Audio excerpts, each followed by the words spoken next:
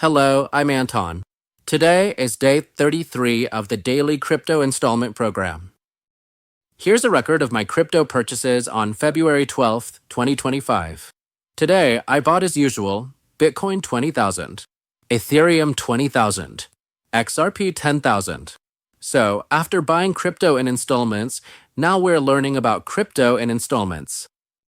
Today, I want to discuss something that often surprises people when making Ethereum transactions. What is a gas fee, and why is it so expensive? Gas fees are the costs associated with running transactions or applications on Ethereum. Think of it like shipping costs when shopping online. The more orders you place, the higher the shipping costs. On Ethereum, the more congested the network, the higher the gas fees. I once helped my son buy an NFT. It was around 150,000 Indonesian rupiah, but the gas fee was 250,000 Indonesian rupiah. In the end, I didn't buy it.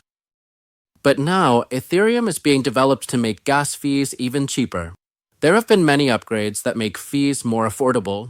If you buy through a local exchange like Indodex or Toka Crypto, the gas fee is usually set automatically or even unnoticed. So don't worry, for beginners like me who are just starting out, there's no need to be afraid.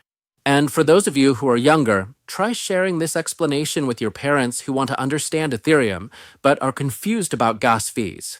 See you in tomorrow's XRP video.